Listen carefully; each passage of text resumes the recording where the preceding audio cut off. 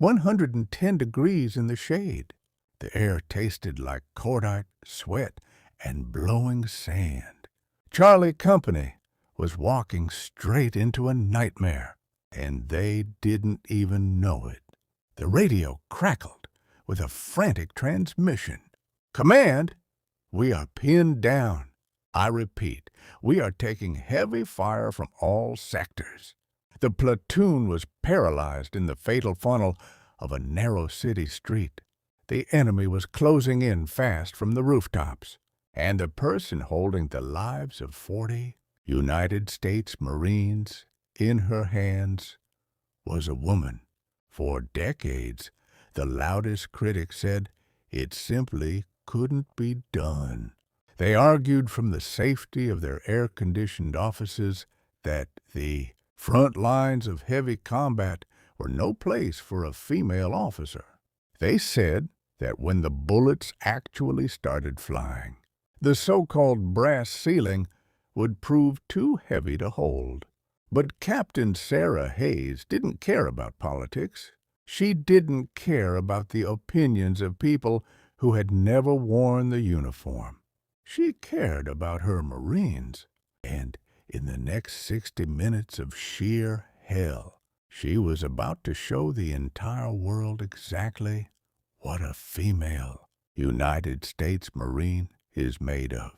To understand the fire inside Captain Hayes, you have to understand the forge that made her. Long before the dust of the Middle East, she fought a completely different kind of war. It was the war of perception. When Hayes first stepped onto the yellow footprints and entered officer candidate school at Quantico, the whispers were loud. "She's too small. She won't be able to carry the weight. Grunts won't follow a female into a combat zone."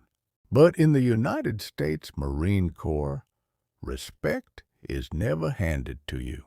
It is earned in blood, sweat, and blisters. Hayes didn't argue with her instructors. She didn't complain to her peers.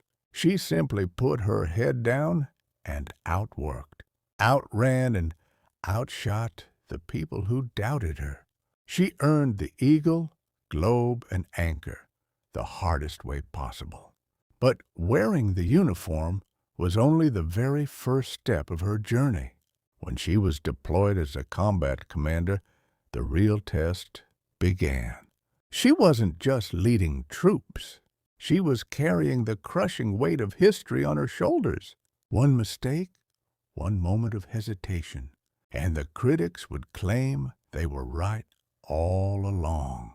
But Hayes was born for the battlefield.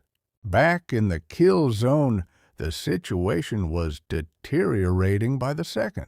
Insurgent fighters had successfully flanked Charlie Company.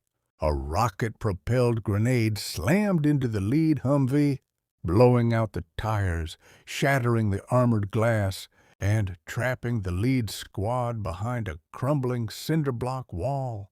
The platoon sergeant went down hard, a high-caliber bullet catching him just below the shoulder.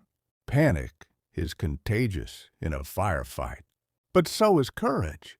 Through the deafening, terrifying roar of automatic weapons fire, a single voice cut through the absolute chaos. It was calm. It was authoritative. It was Captain Hayes. She didn't freeze. She didn't call higher headquarters to ask for permission to act. She stepped directly into the line of fire. She ordered her men to lay down a blanket of suppressing fire on the elevated enemy positions. And while her Marines unleashed hell on the rooftops, Captain Hayes sprinted across 30 yards of open, bullet-riddled alleyway. She didn't hesitate.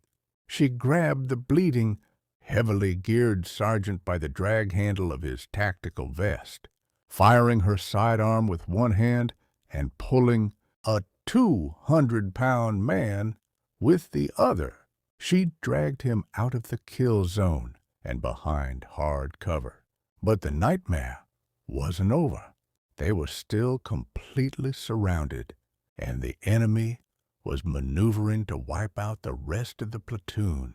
With insurgent fighters moving in to finish them off, Captain Hayes made a massive tactical gamble. She grabbed the radio and called in a danger-close artillery strike. It was a terrifying risk. The explosive radius of the artillery would land just yards away from her own Marine's position. One wrong calculation, and they would be wiped out by friendly fire. But it was their only chance.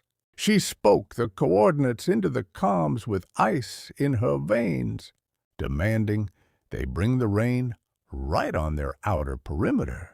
The earth shook violently. The sky turned completely black as high explosive rounds slammed into the insurgent positions. The noise was absolute earth-shattering thunder. And when the massive clouds of dust and debris finally settled over the ruined street, there was silence. The enemy line was completely broken.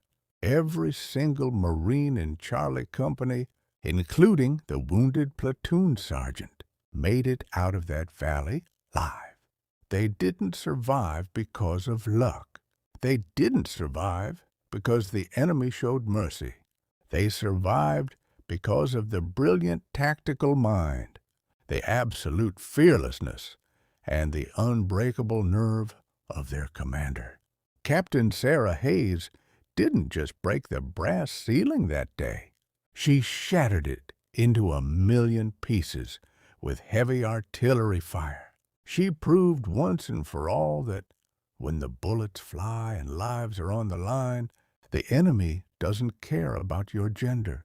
And neither do the United States Marines.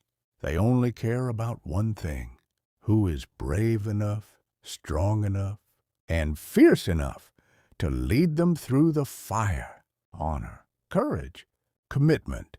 If the story of Captain Hayes made you proud of the United States Marine Corps, hit that like button, subscribe to the channel, and share this video to honor all the warriors who lead from the front.